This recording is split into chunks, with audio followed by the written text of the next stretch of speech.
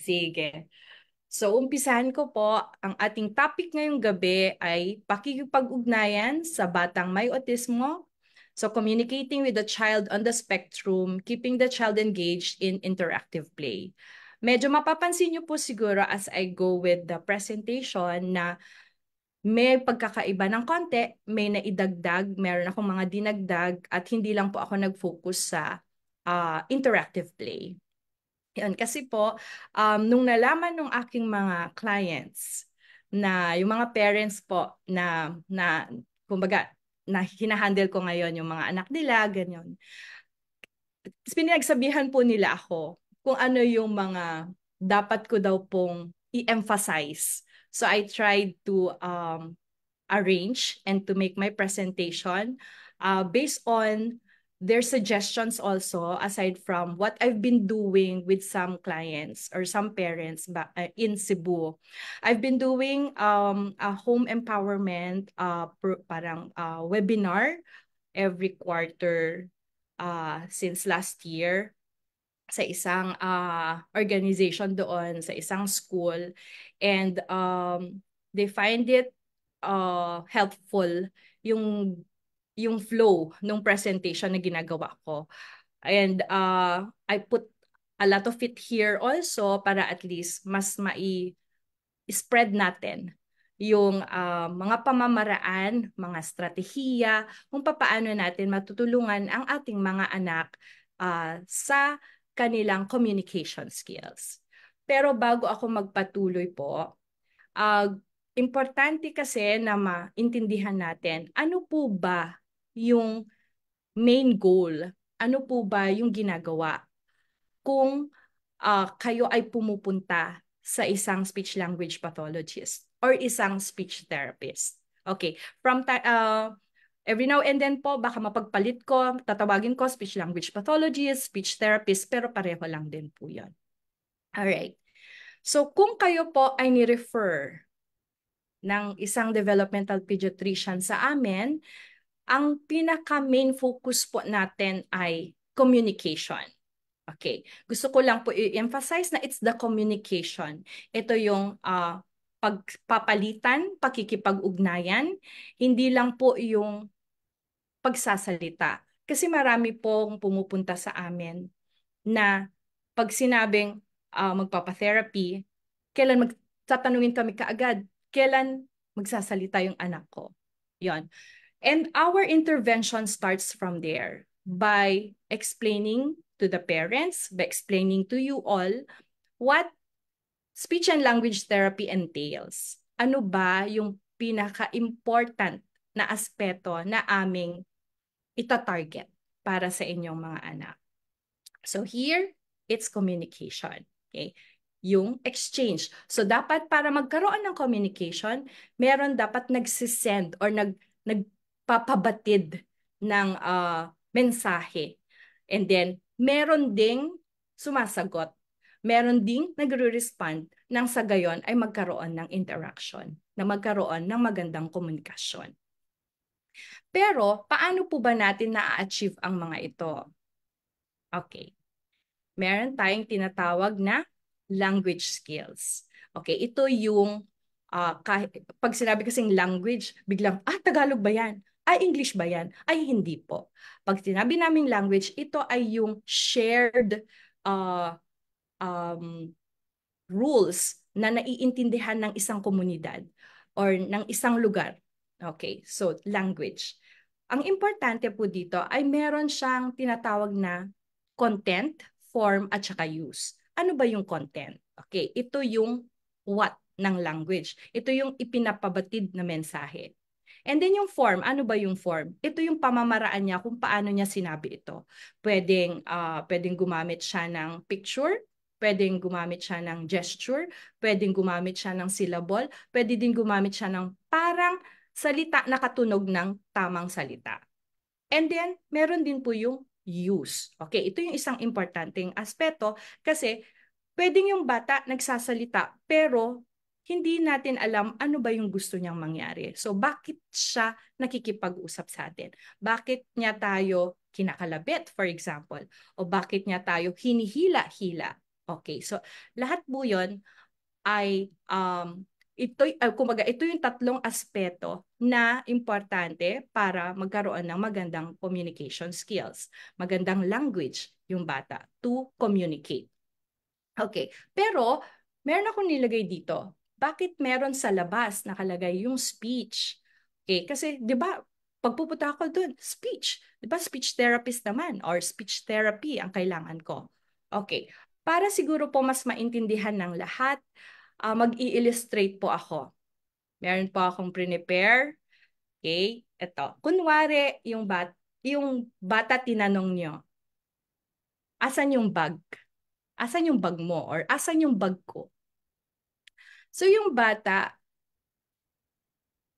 narinig niya, pumasok sa tenga niya, and then, ang susunod niyan, iisipin niya anong mga ibig sabihin ba nun. And then, isa-isa yon isipin niya, pa nare-recognize ko yata to. BAG, bag.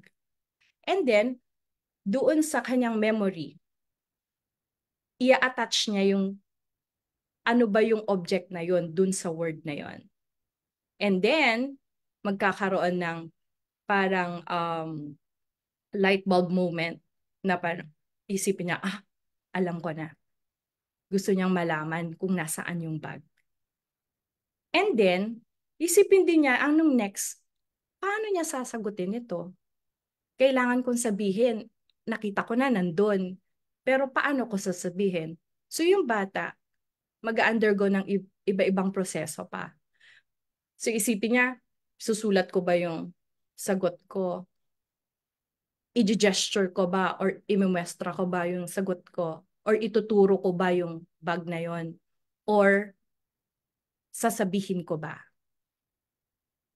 And then, pag pinili niya yung pagsasabi ng sagot, kailangan niyang hugutin sa kanyang memory yung mga different sounds, different letters, yung mga words, and then isipin niya paano niya pagdudugtudugtungin para makapaggawa siya ng phrase or makapaggawa siya ng sentence or kahit yung simpleng one word lang kung saan yung bag.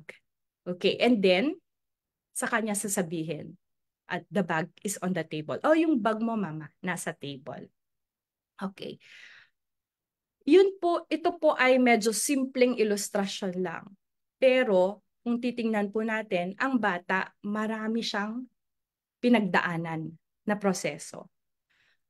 So, yung magmula po sa pagkadinig niya nung question, hanggang sa dito po, nagdi-decide siya kung sasabihin niya. And partly here, that is all embedded or that is all part of the language skills. Yung mismong pagbigkas, yung pagsunod-sunod niya ng sound, pagbigkas niya at tapos binigkas niya ng maayos, ng malinaw, that's part of speech. So kung titingnan po natin, for a child to be able to have effective communication, hindi lang po yung mapalinaw natin yung sinasabi niya, kundi para maintindihan niya, makapag-formulate siya, and then makapag-decide siya paano niya kayo sasagutin. Okay. So napansin po natin sa mga batang may autism, marami pong nag-e-echo. Okay po? Yan. So, hindi naman masama yon yung pag-echo. Mamaya, masasagot yan. Okay, pero tatandaan nyo, hindi po masama na nag-echo yung anak ninyo. May mga iba naman na, hindi niya ginagamit yung words niya. Tinuturo lang niya. Hindi din masama yon. Acceptable yon. Kasi that's still, yung language skills niya ay nandun sa level na ang kaya niya ngayon ay ituturo. Gagamit siya ng gesture para maka-communicate. Okay. So yun po yung mga tatandaan po natin. Alright, malinaw po. Sana po malinaw. Sana po malinaw. I made it as simple as that para hindi ho kayo masyadong mahirapan i-grasp kung ano yung ginagawa sa therapy. Okay. So how does communication develop? Okay. Hindi naman yung basta-basta siya magic po, 'di ba? Na, uy, nagsalita siya, tapos magaling na siyang makipag-ugnayan, ganyan. Hindi naman. So, just like any other skill, kung napag-usapan din dun sa the other week, yung kay Teacher Lady about the sensory motor skills, yung mga ganyan. Yung communication skills develop given certain foundations. So, eto, meron akong illustration dito. I've been using this for a long time. Yung ang pag-build ng foundation ng communication skills ay nahahalin tulad sa paggawa ng isang bahay.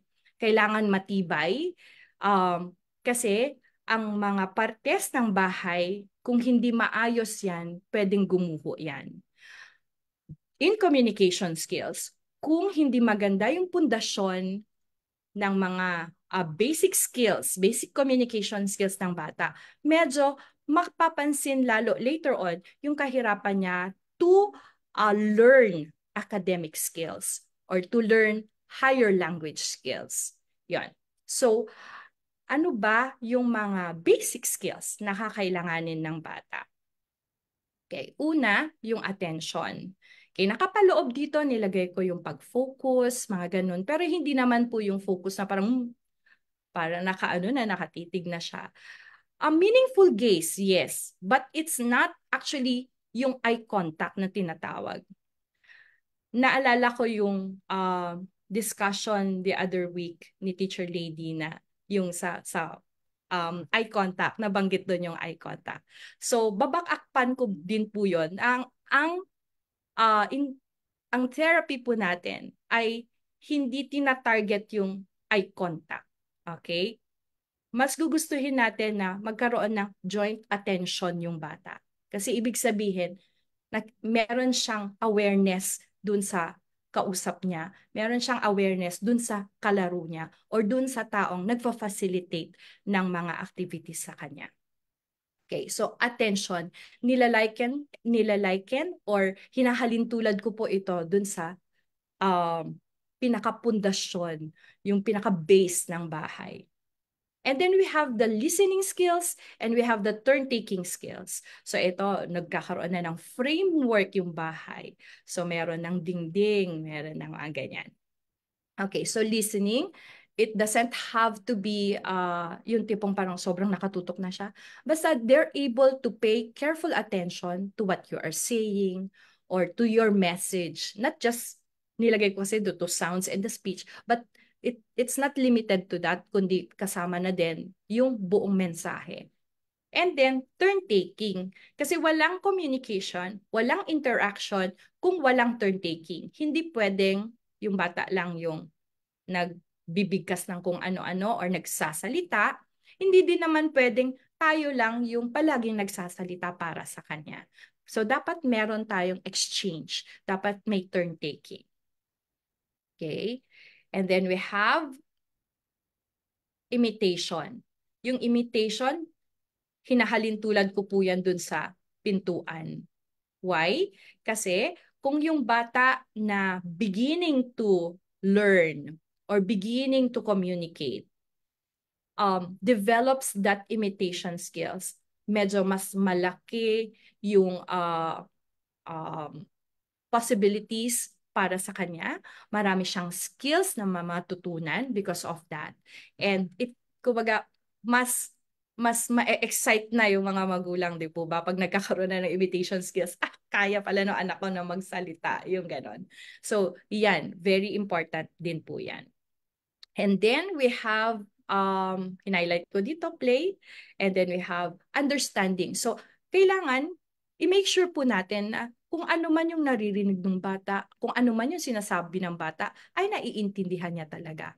And then, when the child begins to communicate or to initiate, minsan nag-uumpisa po talaga yan sa gestures, pointing, pointing, ganon, hila, hila, tapos yung mga representational gestures na tinatawag, or and then pretend gestures, yung gagamit-gamit na sila ng mga either replica or yung parang toy sets na kapareho ng mga actual na items, ganyan. Tapos ginagamit nila yon. And then, hinighlight ko dyan yung play kasi usually sa therapy po namin, whether mapa-PT, mapa-OT, SP, play po yung usual na venue for intervention. Kasi yun yung kanilang usually main preoccupation. Doon sila nag-enjoy.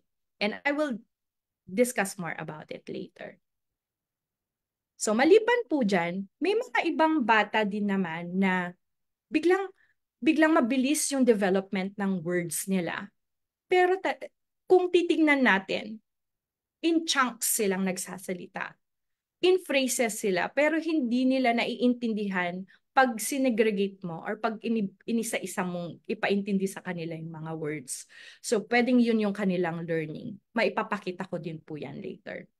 So, yun po. Para ang communication ay mas mapatibay, para ang basic foundation ay mas maganda, yun po yung mga kakailanganin natin. Pero sa speech and language therapy, hindi lang din naman speech and language yung tinitingnan. Siyempre, importante din po na makita, ma-check yung hearing. Okay? Kaya po yung mga DevPeds po ninyo, pinapa-hearing test po kayo. Kasi, siyempre, kailangan din po natin i-eliminate yung mga probable na cause bakit hindi pa nagsasalita yung bata.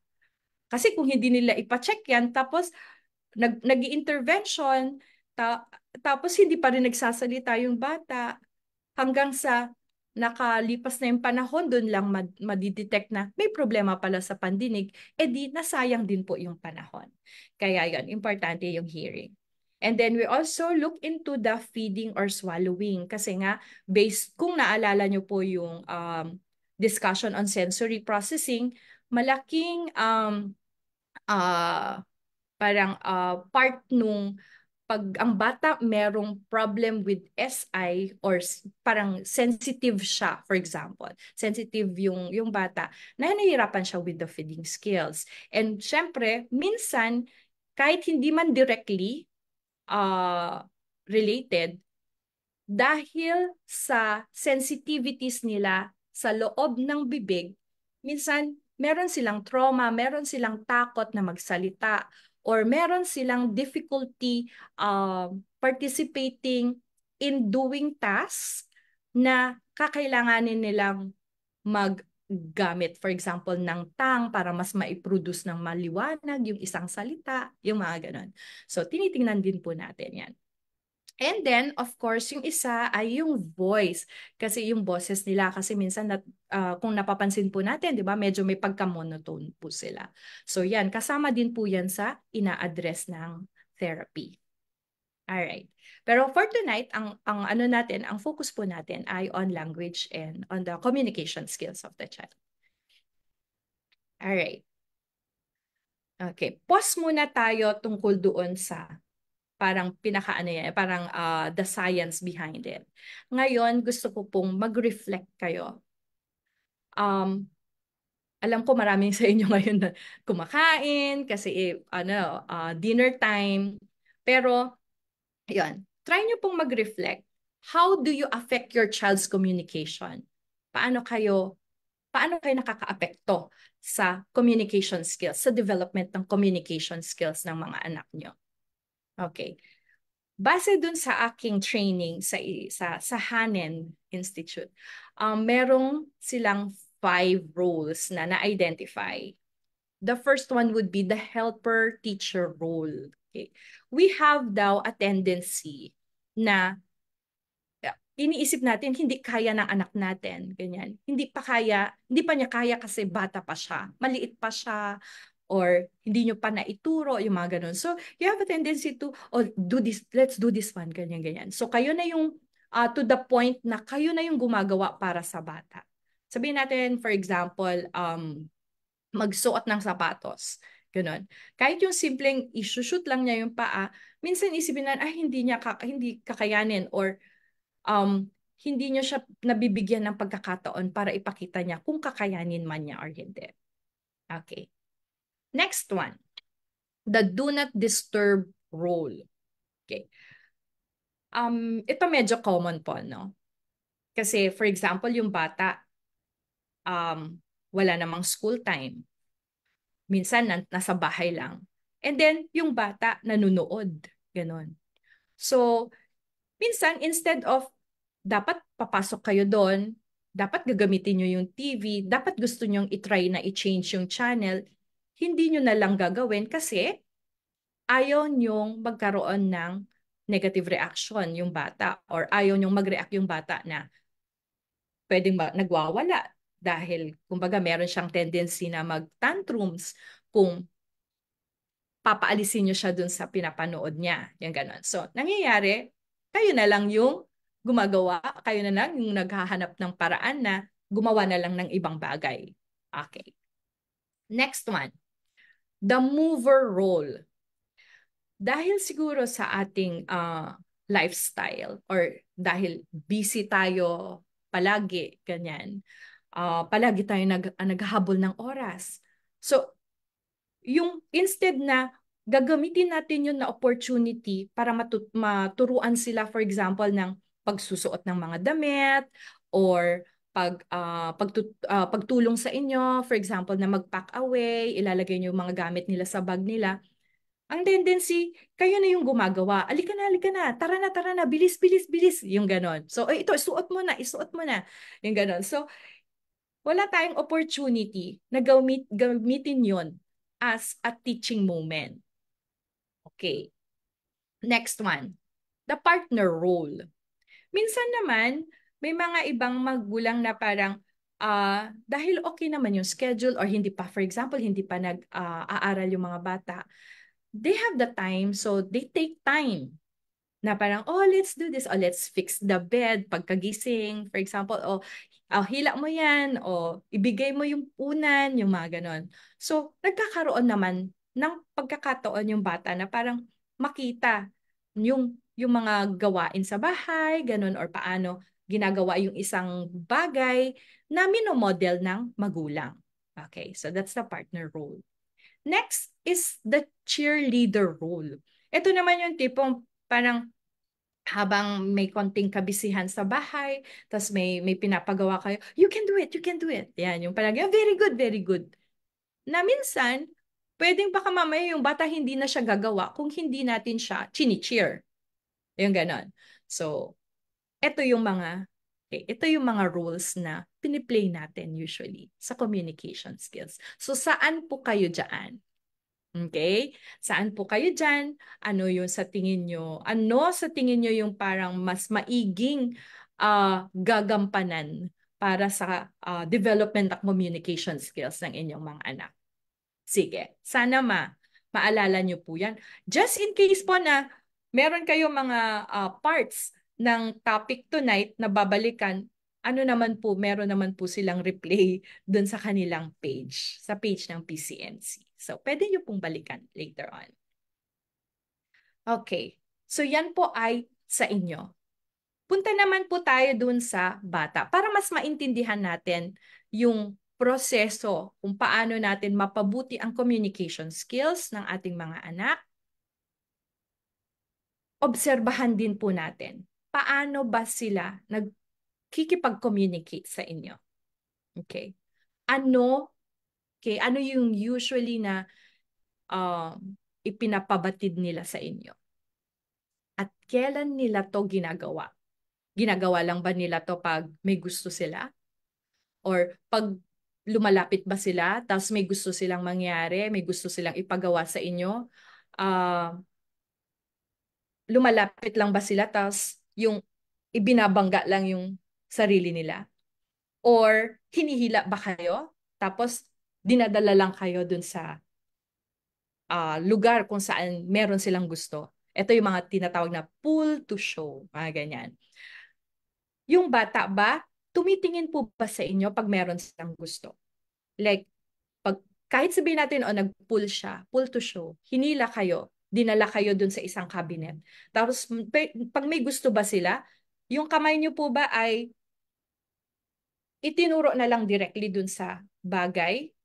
Or tumingin siya sa inyo, Tapos tumingin siya dun sa gusto niya, itinuro niya yung gusto niya, tapos hinintay din niya kayo para makuha niyo yung pinapakuha niya. Yan. So yung mga ganun na bagay, kailangan po nating obserbahan. Okay, that's the how. And then, why? Bakit? Kasi ba nagugutom siya? Kasi may gusto siyang laruan? So gusto niyang kunin nyo? Tapos, anong nangyayari? For example, meron siyang gustong laruan. Tapos dinala lang niya kayo sa cabinet, sa toy cabinet niya. Nagkamali kayo ng kinuha kasi hindi niyo alam kung anong gusto niya. Dahil hindi naman siya specifically nagturo kung ano yung gusto niya. Anong nangyayari? So yun yung mga kailangan po natin obserbahan. Ano yung ginagawa ng anak niyo? Sa isang activity or sa isang communicative interaction, ano yung nangyayari? Maigi, I would encourage you po, maigi na isusulat ninyo. For example, gusto niyang kumain. Tapos, hinila niya kayo. Ganyan. Ayan, so, getting food pala. Getting the dede, getting the cookie, whatever. Then, maganda na isulat nyo, ano yung ginawa ng anak nyo.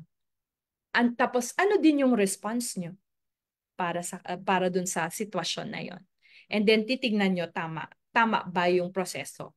Okay. So later on makikita nyo paano nyo i-improve yung mga yan. Okay.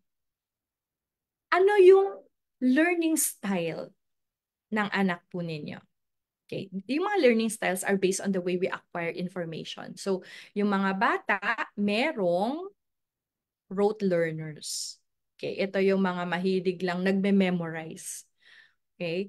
So, anong gagawin natin pag mahilig lang silang mag-memorize? Paano natin mai-improve ito? Okay? Pwedeng marami silang alam na information, pero hindi naman talaga nila naiintindihan. Like yung, very common po yan example. Ano po pag tinatanong namin yung mga ini-eval namin? Ano na pong nakakaya niyang gawin? Tapos the first thing that we usually hear is that, kaya na niyang mag-count 1 to 10. Okay, sige, pagbibigyan pa. Ano pa po ang kaya niyang gawin? Nag-ano na siya, naglalaro na siya ng ABC. Okay, sige po. Paano naman po pag may gusto siya? May gusto siyang pagkain. Paano pag masakit yung tiyan niya? Paano pag gusto na niyang matulog? Ano pong ginagawa niya? And then, oftentimes, the parents are quiet about it. So minsan parang hindi hindi nila na, hindi sila aware. Ano nga ba? Tapos minsan nagtatawanan yung mga magulang. Ano nga ba? Parang gano'n. Tinatanong yung yaya or tinatanong yung asawa, gano'n. Parang ano nga ba ginagawa niya? Yung gano'n. And that's where we also learn na kailangan ninyong maging observant sa inyong mga anak. Okay? Next, visual learners. Itong mga batang to, sila yung kailangan nilang makita yung actual na item or kailangan nilang makita yung pwedeng through videos para maintindihan nila what it is. For example, yung instead of just using action pictures, mas prefer nila na yung gumagalaw. So videos sila mas nakakapag-learn from. Okay. Next, auditory learners. Ito yung mga sa music mostly, pero hardly na yung mga bata learn lang from auditory means eh. So usually meron yang kaakibat na or kasamang auditory and visual, ganyan. Or auditory and yung isa ay hands-on learners. So yung mga bata, mas naiintindihan nila yung features, mas naiintindihan, mas naaalala nila ang mga bagay-bagay, ang mga pangalan ng mga bagay-bagay, kung ito ay kanilang nahahawakan, kung ito ay kanilang ini-inspect nila, na ma-manipulate. Okay. And then, yung isa ngayon na siguro marami po sa inyo nakakarinig, yung Gestalt learners. Okay. Hindi daw Gestalt. Gestalt daw. Gestalt. Okay. So they learn and communicate in chunks. So yung tipong parang ha, bakit ngayon kaya niyang magsalita ng pwedeng simple sentence, kaya niya yung phrases, ganyan. Pero bakit parang yung tunog ng salita niya, ginaya niya dun sa napanood niya sa TV? Pwedeng ganun po yung kanilang processing skills. Pwedeng ganun yung kanilang learning skills, learning styles. So, ang importante doon, ginamit nila sa tamang konteksto. Okay. And this is when we have to be very careful also. Kasi yung mga batang ganito yung kanilang learning style is usually observed to be echolalic. So, kung sinabi ko, what's your name? Sabihin din niya sa akin, what's your name? Yung gano'n. So, pag may tinanong siya later on, pwede niya sabihin, what's your name? Tama pa rin yun. Pero pag sinabing, uh, you, you, you open the door. Kasi ako yung nag-uutos. You open the door. So sasabihin niya, you open the door. No, you open the door. So dapat maging careful tayo pag ganon na napapansin natin na gestalt learner yung bata. Kailangan ibibigay natin yung patterns o ibibigay natin yung pamamaraan kung papaano dapat nila sinasabi. So instead of saying, you open the door, I'll open the door. Ganyan. Para pag siya yung gumamit, oh, I will open the door, tumama naman siya. Yan. Okay. So, mapunta na tayo dun sa pinaka-important part. Bakit play? Bakit namin sinasabi na um, naglalaro kami during therapy? Bakit kailangan namin ng maraming toys? Yan, magastos po ang therapy kasi maraming toys. But that doesn't mean that you have to buy the same toys that you see in the therapy centers or in your therapist clinics. Okay po? Kasi pwede nating gawa ng paraan yan na meron sa bahay. Okay. So why play? Number one, because it's fun and relaxing to do. So yung mga bata, hindi sila napapressure. At nag-enjoy sila. Nakakagalaw sila. So kung naalala nyo, yung mga may sensory needs na nabanggit ni Teacher Lady, kailangan nilang gumalaw para makapag-self-regulate. Kasi kung pipigilan natin sila, kung sasabihin ko, oh, sit here, oh, we'll sit down. Oh, sit down and wait. Medyo, mahihirapan po kayo na makagawa na activity pag ganon, pag palaging ganon. There will be times that sila mismo, I will tell you, sila mismo yung magkukusa pong uupo. Okay. Since the pandemic, napansin ko ang mga bata parang mas malikot sila pagbalik since the pandemic. Mas malikot sila. So lahat ng activity, yung mga activities namin, usually hindi namin sila yung pinipilit na umupo. So hinahaya namin, what do you want? Ina-ask namin sila, what do you want? Where do you want? Ganon. So you want to stand? Okay, go stand. You want to move? You want to walk? Let's walk. Yung ganon. And then, napansin ko, kung nasatisfy na yung sensory needs nila, sila na yung nagkukusa na humihila ng upuan. Kung wala silang makitang upuan, uupo na lang sila sa floor. And then they will still continue doing the task. So, ganun po yung, ganun na po ngayon yung parang mas ine-encourage na way of intervention. More on, more on floor time. Ganyan. Okay, but that's that's a different topic. Pero ganun po yung parang sistema nung intervention na yan. Okay, so it's fun and relaxing. And then, it builds up social and behavior development. So, dito nila natututunan paano makipagkaibigan, dito nila natututunan paano makipag-turn taking sa mga activities, ganyan. And ang pinaka-importante is playing will allow the child to experiment and learn without the risk of failure. Kasi, di ba, pag naglalaro naman po tayo, hindi natin sila ginajudge. Hindi natin sila sinasabihin, ay, mali ka dyan. Bagkus, ang ginagawa natin, ini-encourage po natin sila, 'di ba, na parang, oh, gawin mo to, oh, i-try again, oh, let's try again. Or minsan hindi nga natin sinasabi, hindi na nga natin palaging sinasabi, let's try again. Eh. We just model. We say, oh, come, oh, help me. Ganun, help me. So pinapa-involve nyo sila dun sa play para, kumbaga, mas ma-encourage sila na mag-try, mag-experiment on their own. Okay? So, how much more when it is an interactive play? How much more if it's something that you really plan na parang ito yung gusto kong mangyari. Okay? Ito yung gagawin kong play activity kasi ito yung goal, ito yung gusto kong ma-achieve.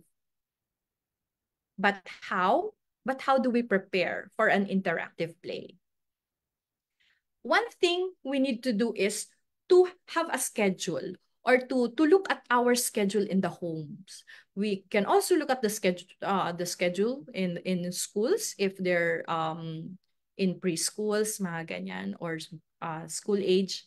And then iisipin natin, maghahanap tayo ng mga activities kung saan natin mas makikita or mas makakapagpasok ng activity na magiging interactive for them. And then kailangan i-consider natin yung mga different factors like one, dapat developmentally appropriate yung mga gagamitin natin na laruan. Okay. We do not expect a child who is 3 years old to be able to do a very complicated puzzle except kung yun yung kanilang splinter skills. Okay? So, still, we have to look at what would be appropriate for the kid. Next, consider also what is important to the child. Okay? Minsan, ano ba yung preference nila? Kasi minsan 'di ba, parang sa therapy, yung mga parang may gusto kayong, gusto kong matutunan niya to. And yet yung bata, iba pala yung gusto niya at that time. So this happens also in the home setting. Yung gusto nyo, may bago kayong laruan, may bago kayong binili, gusto nyo ipalaro sa kanya, pero hindi siya interesado kasi bago pa siya, hindi niya alam paano niya ito i-manipulate. Then, what you can do is, you look at what the child is familiar with first, okay, work on it, and then you try to model how to use the new toy or the toy set, and then maybe you can combine it with the one that he's familiar with. So yung ganon. Kailangan slowly, hindi nyo yung tipong ipipilit na ito na. Ganon. Kasi kailangan masaya. Kailangan i-maintain natin na happy yung bata doon sa ginagawa niya. Kasi pag nag-umpisa ng mag-tantrums, medyo masisira na po yung session niyo po sa kanya. Next, yung ease with which these concepts, for example, you're working on animals, kanya, gusto ko matutunan ninyo yung mga animals. Kasi kumbaga, lesson din niya sa school. So, paano ko kaya itong magagawa sa bahay? Paano ko kaya siya ma-facilitate sa bahay? And then, isipin nyo, ano yung mga materials na meron kayo sa bahay na pwede nyong gamitin? Okay? So, pwede din naman kayong kung magaling kayo mag-origami, pwede din naman. Pero, pwede naman kayong gumamit ng mga iba-ibang materials like paper. Pwede nyong i-shape into, para paper mache. Mag-shape kayo ng mga animals while showing them a picture or toy, mga miniature, mga ganyan. Next would be the usefulness of the words chosen. So usually, pag younger kids, mas nire-recommend namin na yung mga words na ita-target nyo in play would be the words also that they could use on a daily basis or when you're doing your activities of daily living. So, ano po ba tong mga to? Ito yung mga related to feeding, ganyan, feeding, brushing teeth, bathing, yung mga ganon. So, pwede kayong mag-pretend, ganon. Or, pwedeng baliktad. Pwedeng gamitin nyo yung actual muna and then saka nyo siya i-demonstrate. in play na pwedeng may sequence na. Okay? And then, you also have to consider what is present and happening. So, sabihin natin, kahit may ginagawa kayo sa bahay, naglalaro kayo, tapos biglang sabihin natin may nabasag, ganun. Pero inisip nyo, hindi ko pa naman ituturo yun kasi medyo mahirap siya. But take that as an opportunity to teach the child na that is break, that is broken. Yung ganun.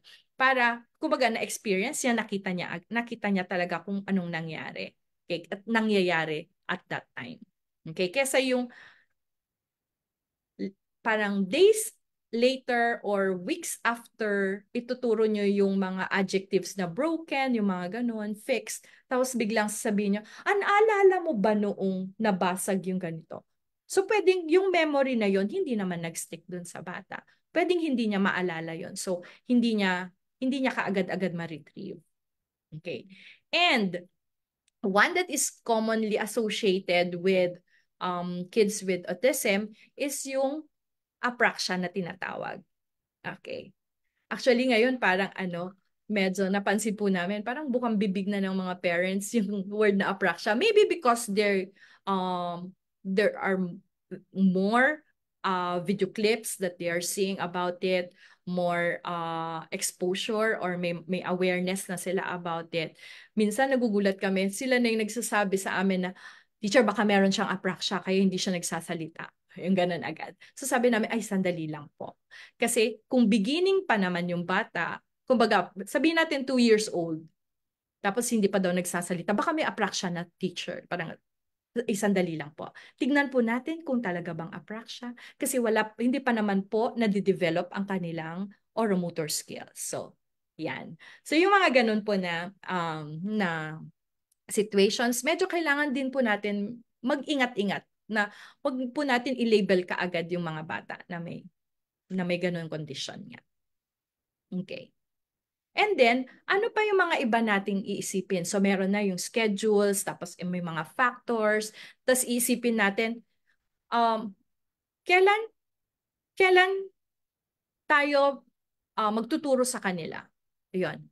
So, since this is more on the home empowerment for parent, if it's parent empowerment, I would highlight doing these activities in your everyday situation.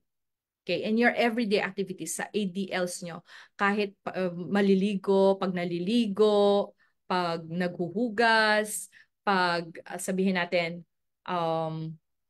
kahit magsiset ng table, kahit nagwawalis, kahit nagdidilig ng halaman, pwede nyo pong gawan ng mga interactive activities yung mga yan. Okay. Pero kung kayo naman ay nagdududa kung ang anak niyo po ba ay kaya niya o hindi, pwede din naman po kayo mag-set ng structured activities. Kung saan pwede niyong gayahin kung ano yung nakita niyo dun sa session ng anak niyo with the therapist, and then i-practice niyo po sa bahay. Pero pag ganun po nagagawa kayo ng activities na medyo yung anak po ninyo ay sobrang sensory needs niya, then you might want to follow the suggestions the other week na mag-set aside kayo ng lugar na medyo mas bawas ang mga stimulation, yung ganon, yung walang masyadong mga nakadikit-dikit sa wall, ganyan, or yung mga laruan, hindi siya nagkalat, kundi, kumbaga, nasa containers sila, ganon, tapos medyo maayos siyang naka-set aside sa one side, yung mga ganun. Tapos may opportunity pa rin for that na magamit as a communicative interaction for your kids. Okay. And when teaching, I usually recommend na mamili lang po kayo ng mga 5 to 10 words at a time. Minsan nga, max na yung 5 words at a time. Or pag mga new concepts, kasi kailangan mas matutukan nyo, mas mabigyan nyo ng mga iba-ibang context, iba-ibang sitwasyon para maituro nyo yung isang konsepto na yon. Kasi yung pag-isip ng iba-ibang context, yun po yung kanyang parang practice. Hindi yung kailangan na ulitin sa isang konteksto lang, tapos inuulit lang ng inuulit ng inuulit. Kailangan pwedeng iba-ibang konteksto para yung bata na-generalize na niya kaagad. Okay? Hindi siya parang drill lang. Hindi siya yung tipong parang mag-picture cards lang tayo na oh, what's this? Ganyan, what's this? What's this? Medyo iwasan po natin yung ganon kasi medyo hindi ka agad-agad tumatatak sa isip ng mga bata. Alright. So, um, isasama ko dito po yung usually 4 strategies na binibigay ko sa mga parents. Kasi kahit at the end of tonight, kung ito lang yung maaalala nyo, masaya na po ako. At least maipapractice nyo na kaagad sa inyong mga anak. Okay. So, I have 4, which is info talk, echo talk, obstacle, at saka expansion. Okay. Ito po ay hindi naman po siya exclusive para sa mga batang may autism. Pwede din po sa mga regular po ninyong anak. Pwede po sa mga neurotypical pala. Not regular. Neurotypical na mga anak. Okay. So, info talk. Ano po ba to? Okay. Ito yung kung tayo ay binibuild pa lang yung vocabulary ng mga bata. Usually ginagawa natin, parang minomodel lang. Sinasabi natin. Like ito, for example, sa picture po, may bear. Oh, look at this bear. Oh, look, we'll put the bear on the bed. Oh, this is the bear. We hug the bear. Yung ganon. So, we hug the bear. Yan. So, kung ano yung konsepto na gusto nating matutunan nila, yun yung parang i-highlight natin sila. I-highlight natin, I mean. Okay, next would be the echo talk. Ito yung, for example, yung bata, alam na niya yung konsepto, pero at that moment, kung kailan kailangan niyang gamitin, hindi niya maalala. So, hindi niya ma-retrieve. So, as facilitators or as adults, tayo na lang muna yung magsusupply. So, tayo yung kanyang parang konsensya. Tayo yung echo, mag-e-echo para sa kanya. Ah, ito. Ganyan. Ah, yung sabon. Ah, gusto mong kunin yung sabon. Yan, ganyan. Okay? And then, the next one would be yung tinatawag namin na obstacle. Ito yung tipong, oh, alam natin, alam na niya, kaya na niya. So, instead of hinihila lang kayo tapos dadalhin kayo dun sa dun sa kung saan niya gusto makakuha ng gamit or makakuha ng pagkain, ang gagawin natin, medyo magpo-pause tayo, magpo-pretend tayo na hindi natin alam kung ano yung gusto nila. So, titingin tayo, tapos parang kunwari, parang nahihirapan tayo dahil mataas, pwedeng mataas, kunwari mataas. Or kung nasa container siya, kunwari, hindi natin mabuksan. Yun. So, yun yung mga obstacles na binibigay natin sa kanila para magpursigi yung ating anak. For example, na magsabi o mag-attempt man lang magsabi kung ano yung gusto nila. Kung ang bata, for example, naman, ay hindi pa talaga nakakapagsalita, then that's the time na pwede nating samahan ng tinatawag namin na augmentative or alternative form of communication or AAC. Yung AAC, pwedeng yung pictures. So kung napapansin po ninyo dito sa picture na to, dito sa example, yung bata, kinuha niya yung item, pinapakita niya yung picture kasi hindi pa niya mabigkas kung ano yung bagay na yon. Okay. Next would be the expansion. Ito yung kung yung bata, nagtatry na siyang magsalita, pero parang barok. Parang barok pa kasi parang patse-patse, ganyan. Hindi pa malinaw, hindi pa mahaba yung nasasabi niya. So, itatry natin i-model kung ano yung gusto niyang sabihin. For example, sinabi niya, Mama, dibe. Oh, Mama, yes, teddy bear. Mama, there's a teddy bear. Yung ganon. So, imo-model po natin ng tamang grammar, tamang structure, kung ano man yung gusto nating matutunan nila. Okay, so when we plan for those activities, for example, what can we do? Okay, how can we further maintain that interaction, that participation in that play? Okay, so one of the things that we can do is to capitalize on their strengths. Ano yung pinakagusto nila? Is it physical play ba? Yung tipong takbo-takbuhan, ganyan? Or yung gusto ba nila yung meron sa playground, go up and down the slide, yung mga ganon. So, ano yung gustong-gusto nila? Or ano yung pinaka-favorite din nila? Like, eto, including the child's old favorites. Gustong-gusto ba nila yung mga nagtataguan? Or gusto ba nila yung naglalaro ng mga tools? Yung mga ganon. So, yung may mga pretend hammers, mga ganyan. And then, we can also introduce something new with them para at least madagdagan, ma-expand, magkaroon ng expansion ng kanilang play skills. Na hindi na lang sila single, na parang single play, single schema na tinatawag. Pero pwede na natin idagdag para nagkakaroon na siya ng sequence na pwedeng gayahin yung mga actual na nangyayari sa pang-araw-araw na buhay nila. Okay? And then, pwede din something that anything that goes with the, parang let's just go with the flow.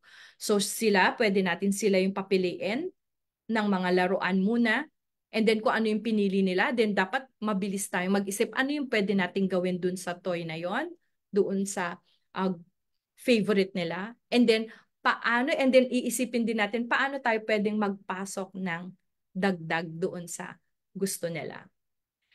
Or we can make alternative plans. Kung kailangan ba natin, for example, na parang iayos yung bahay, i-structure yung bahay natin para kumbaga mas maging encouraging for them to initiate the play. For example, pwede tayong maglagay ng parang bahay-bahayan by using the sabihin natin mga kumot, ganyan, isabit, yon para mag-pretend tayo nagka-camping sa loob ng bahay, yung mga ganun. So, pwede nating gamitin yung mga nasa bahay, mga actual na gamit sa bahay. Okay. Now, that's for the child. That's more for the child. Ngayon, pag-usapan naman po natin yung tayo as facilitators. What do we need to know in order to ensure a productive interaction? Okay. Okay. Pasensya na po, baka mamaya medyo mas bumilis na ako kasi I'm looking at the time. Okay. So, how are we as play partners? Okay, kailangan din natin i-assess yung sarili natin. Okay. There are 4 main play partners that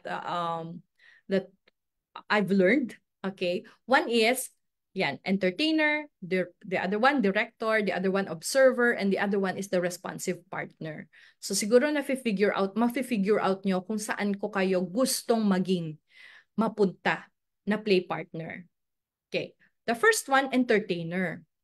Okay, ito just to get yung attention ng bata, minsan gagawin natin lahat, parang meron tayong hawak na, oh, look at this one, yung mga ganun, yung mga maracas for example, oh look, tapos yung bata wala lang, ganun.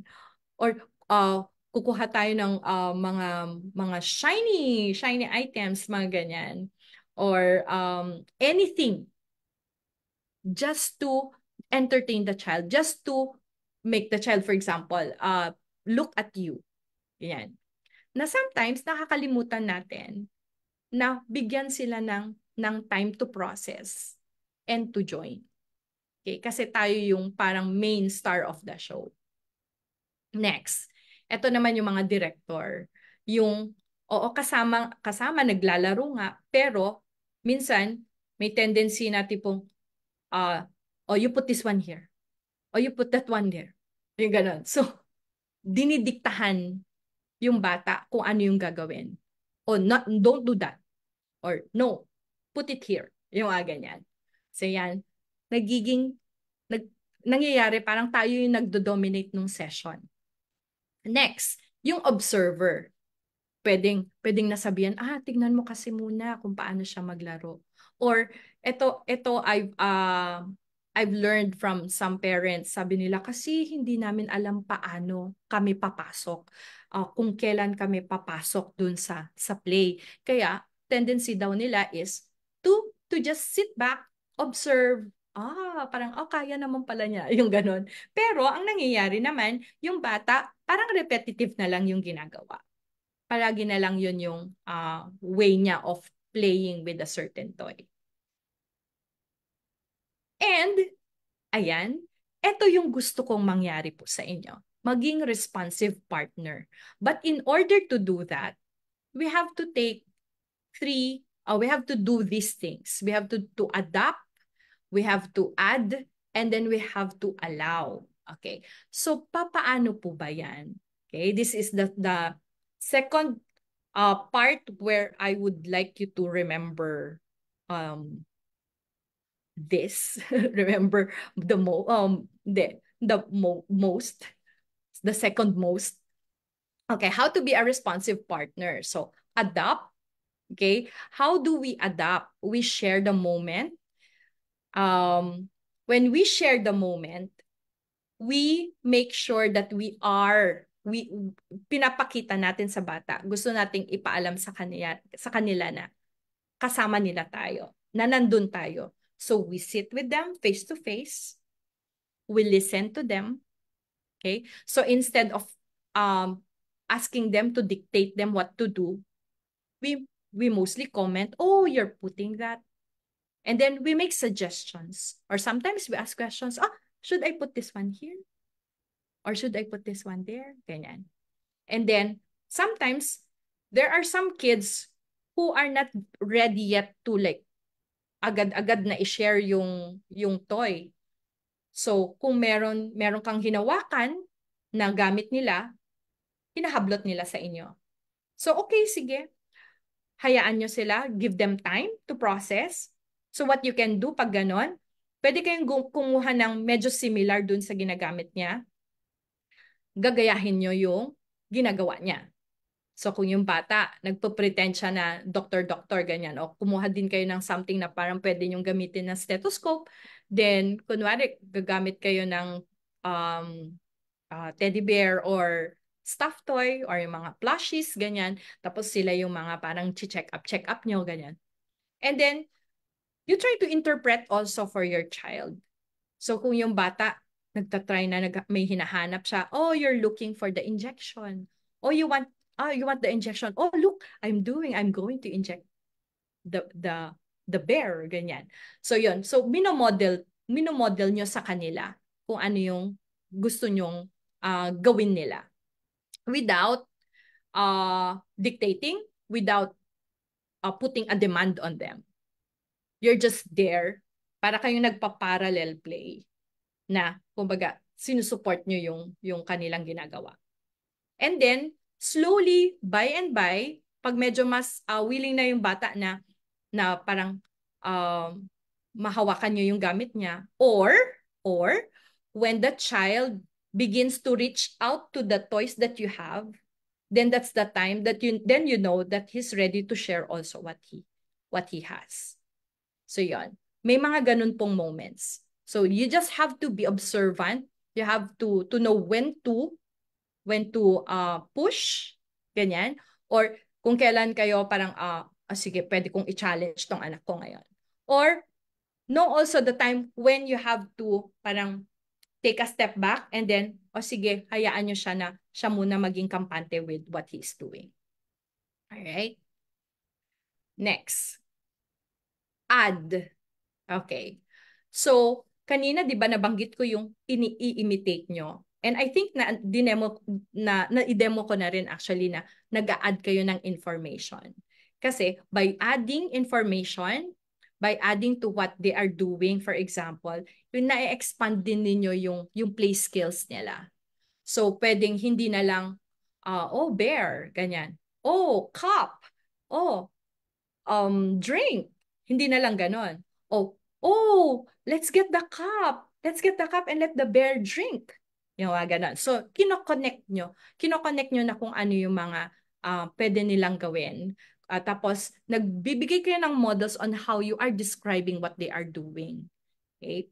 So, minsan, dun sa mga mas malalaki na, mas nagsasalita na, you can talk also about feelings. You can include, is the bear happy? Yung mga ganun. Oh, I think the bear is happy.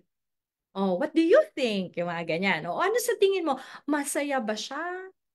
Oh, baka malungkot siya kasi nagugutom pa siya. Yung mga ganun. So, you can add in some the emotions concepts.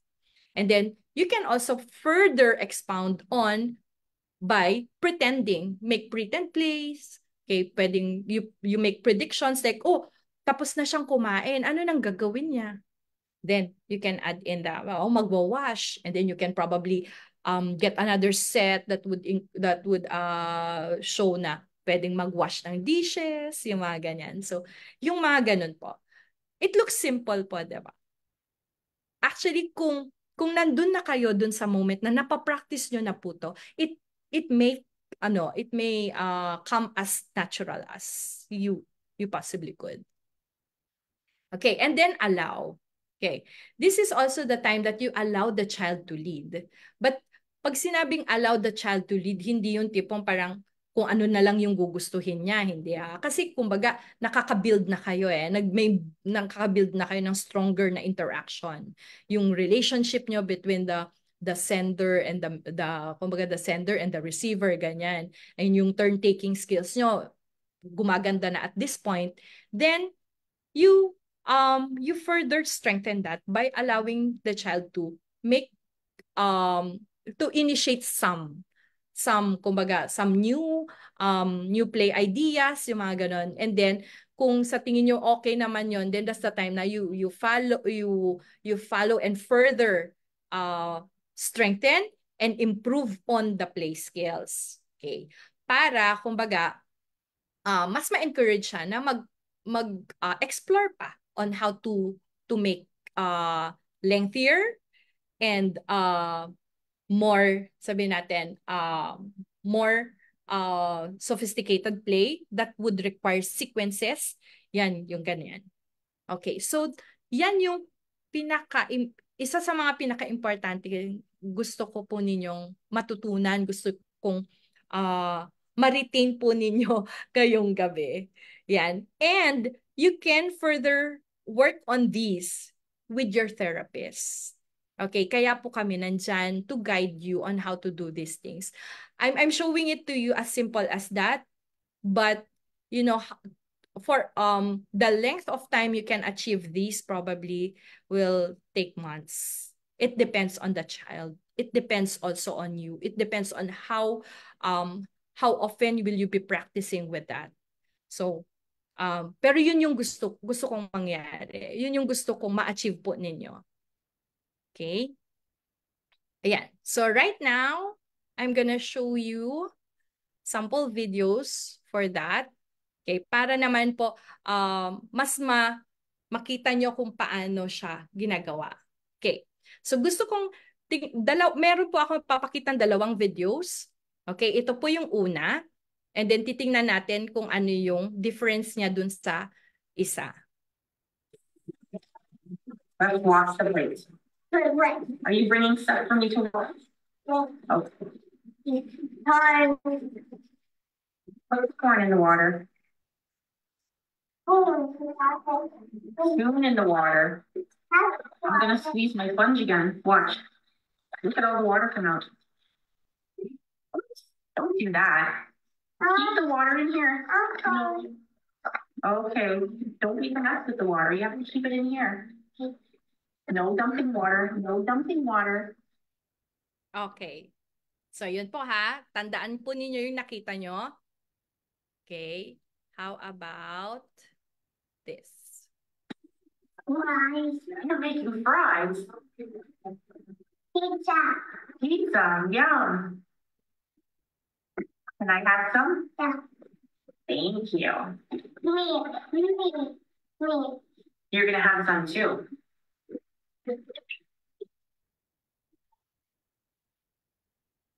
Yes. More pizza. Fries? More fries. Thank you. Okay. So nakita po ninyo yung difference nung dalawang videos. Yung sa una, palaging sinasaway nung mommy yung bata. No, don't do this, no, don't do that. So yung bata, kung napansin niyo, parang wala na siyang masyado, parang hindi niya masyadong nagagawa yung gusto niyang mangyari kasi ang daming restrictions. Okay, so in this second video, kung mapapansin po ninyo, yung mommy medyo nag-take ng step back. Okay, medyo mas tumahimik siya. Okay, tapos hinayaan niya yung bata na siya yung mag-lead ng play. So kung napansin nyo, mas na-sustain siya, mas engage yung bata, tapos yung bata mas nag-i-initiate siya. So ano yung mga changes kung napapansin niyo? Ang issue ng mommy dun sa first video, mababasa yung carpet nila. Kaya pinipigilan niya na, wag ganito, wag ganyan. So, what did they do? They made modifications. Yan, naglagay ng siguro ano yan, may plastic yan or something that would absorb what the tubig na matapon. Okay, and then mas kalmado yung mommy, mas organized yung gamit. Kung mapapansin ninyo, yan, nakaset aside yung ibang gamit as compared yung kanina na kalat-kalat siya. So parang walang plano, hindi siya nakaplan. At least dito sa second, medyo mas alam na nila kung ano dapat yung mga kakailanganin nila. So yung bata, mas nakagawa siya ng mga schema. Mas nakagawa siya ng mga interactive moments with the mom. Okay? Ayan. And then, wait lang po. I'll just shift. Okay. Ito naman may Pinoy ano naman. Okay, so tingnan natin, ano yung mas interactive na game or na video? Ito ba? Wait lang. You want that one? Oh, look. Bubble puppy.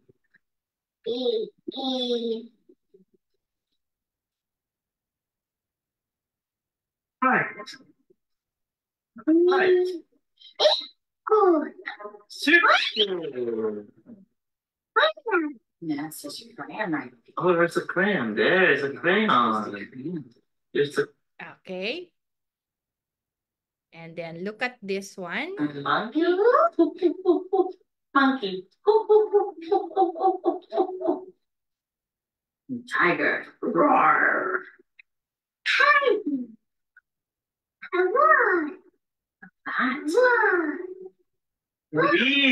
Wheels. Like the wheels on the bike. Round and round. Round and round. Round and round the wheels on the bus go. Round and round. All 3, 10. Okay. So kung naalala niyo po yung dito, ganito sila nakaupo. So imagine yung bata mas mababa, yung parents nakaupo ganyan. Ano yung pagbabago na ginawa nila? It's how the mom positioned herself. So make sure niya na yung kanyang line of vision ay nandun sa level ng bata. So mas kumbaga nakarelate yung bata. Compared to dun sa isa na pag nakaupo tapos mas mababa, hindi niya kayang itingala yung ulo niya. So nahihirapan, walang masyadong interaction, walang joint attention. So dito mapapansin natin may joint attention kasi yung bata tumingin siya dun sa mommy, tumingin siya dun sa book na tinitignan nila, tapos mas na-engage pa yung bata kasi mas nagustuhan niya yung kumakanta sila ng The Wheels on the Bus. And then he also copied as compared to when they were talking about the shapes. So nakita po ninyo yung mga konting kahit sabihin natin konting modifications lang, kahit sa sitting position or sa paano nyo i-present yung isang bagay, will really make a difference in the communication process. Okay, I'll try to show you another one. Okay. Ito. Common ito sa atin.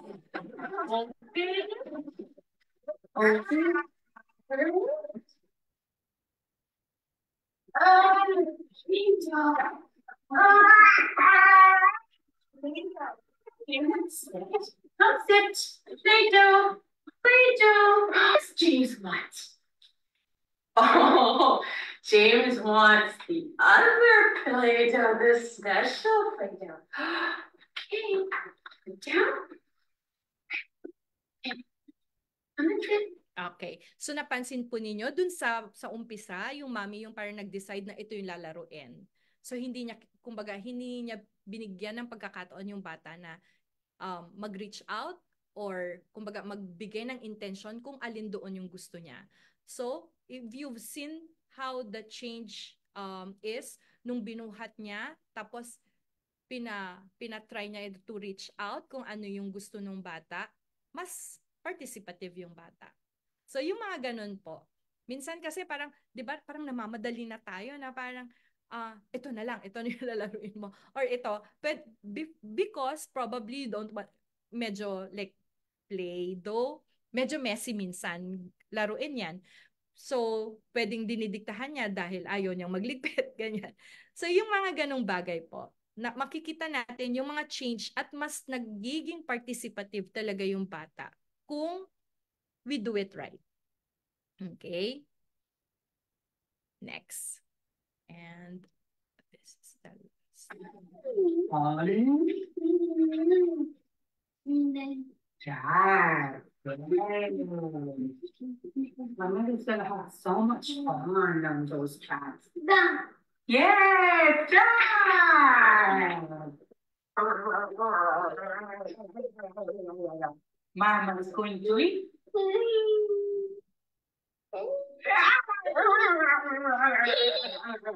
Okay. Ito yung isang usually pinapagawa ko po sa parents. Yung you can also have play time or play interactions na walang gamit. So you can just use yourselves. Kung naalala nyo po, 'di ba usually pag yung mga younger kids, ginagawa natin yung parang naghahabulan, yung mga ganun. So that's also a form of play. Naghahabulan, tapos paano nyo ma-encourage na parang may continuation, merong turn taking, yung mga ganun. It's in the implementation. Merong paraan yan. Merong paraan. And your therapist will be able to coach you or to guide you on how to do this properly. Okay, and last video po.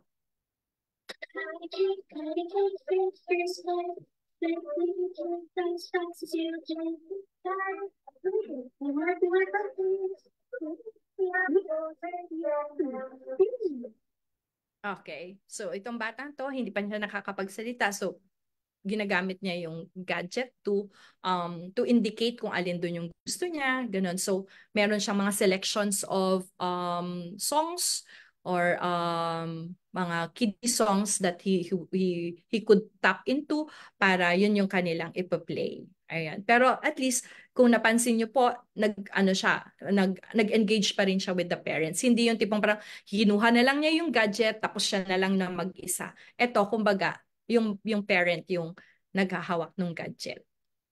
Alright. So, punta naman po tayo locally. Ano ba yung mga pwede nating activities na gagawin? Medyo bibilisan ko na po to kasi medyo madami-dami pa. For example, yung mga simple as washing your hands, you can make it as playful as possible. You can also add in concepts while you're doing this. Okay? Yung isa, yung parang may sequencing na, you're trying to feed someone, for example, pwede kayong mag-picnic, pero what do you do before that? You can make, you can prep yung mga anong kakainin, yung mga ganon. So, mga simple ganito lang po. Actually, ito, yung bata yung pinapag-ano. Yan. And then, here, we can use pictures if they're into that. Pwedeng matching, pwedeng memory game, um, pwedeng sorting, yung mga ganon. But, you also have to take into consideration yung mga fine motor skills ng mga bata. Okay, when you're doing this. Okay. So yan, may mga pwedeng gumamit ng mga miniature toys. And then, pwede din yung mga magnetic pretend. So, pwede ito i-pair with cooking set, ganyan, feeding set. Yan, and then, let the child recall also what he did. So, i-demonstrate niya yung steps. Or you can you can use clay, very powerful yung mga ganyan. Itong mga, ano na to, mga toys na to, nakaka-engage talaga sa mga kids. Fishing game, yan, para ma-develop yung kanilang turn-taking skills.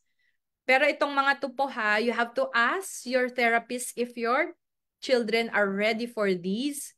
So meron din po kaming mga tinitignan na mga age levels for ano ba yung appropriate na toys for them, or kahit sabihin natin pwede na sa kanya yung sabihin natin pwede na yung ganyan, yung fishing game kasi allowed naman for 3 years old, pero kung yung fine motor skills niya medyo hirap pa siya, then we have to make modifications.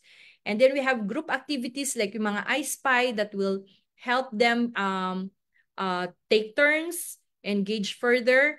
And we have yung mga ganyan, don't let the mouse fall. Don't, yata yung title, yung pangalan ng game na to, I forgot.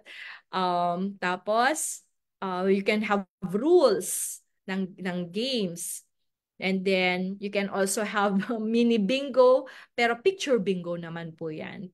Bingo game, ganyan. Then, you can add in your concepts. Okay, you can add in turn taking. You can add in finding. Yan.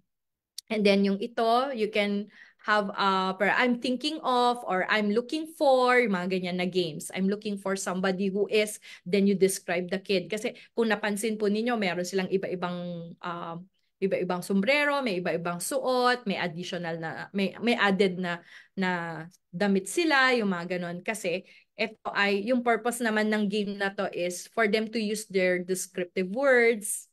Yan. And then, minsan you can also do some activities like may themes like for Mother's Day. Ayan, malapit na for Mother's Day. How can you make a cake, a refrigerator cake, yung ganon. Or how can you be physical, parang movement activities, yan.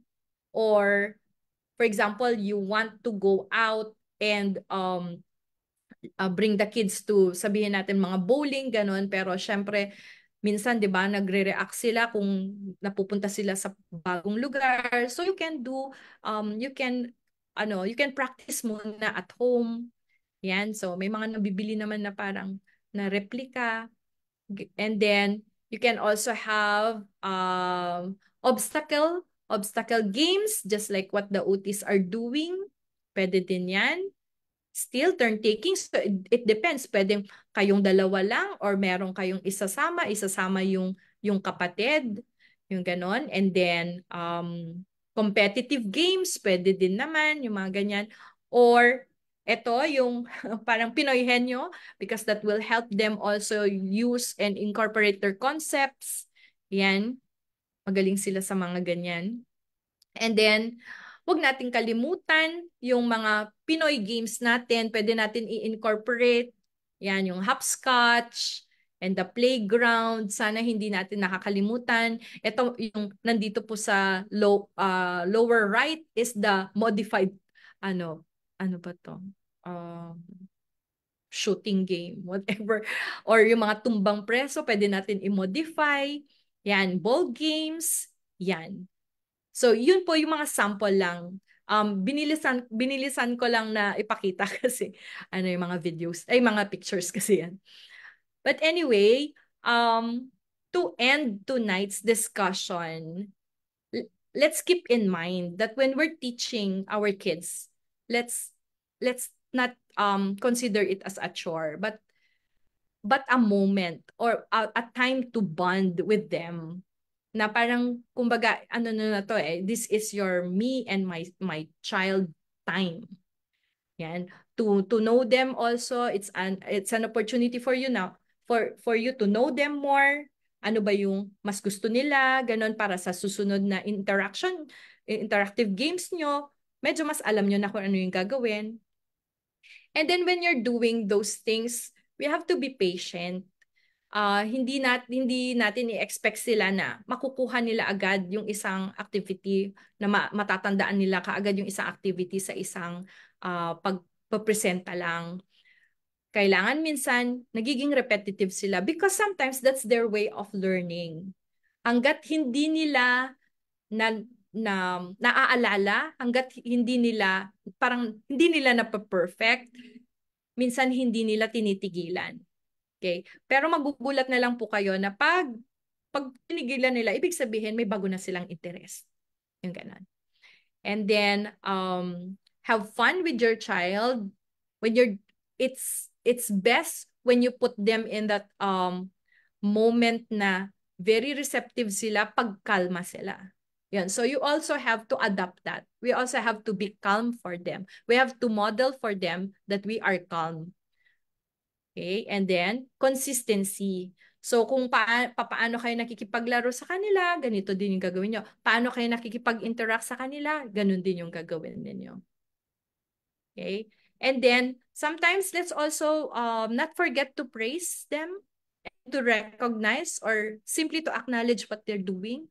Oh, very good. Oh, very good. Pero when you say very good, oh, very good, you did this one. Oh, very good, you put away this. Yung ganun. You have to be very specific. Kasi kung masyado naman tayong nagsasabi ng very good every step of the way, very good natin, baka mamaya hindi na sila mag-perform. Mamaya hindi na sila mag-participate kung hindi natin sila very good. Okay? And then always consult with the team. Usually recommend ko maigi na nagkakaroon kayo ng team meetings with all the members of the habilitation or the rehabilitation team, and then involve the whole family. Yan yung important. Kahit sina lolo, si lola, meron silang maiko-contribute aside from spoiling them. So, yon po. That's it. That's the end of my talk. If you're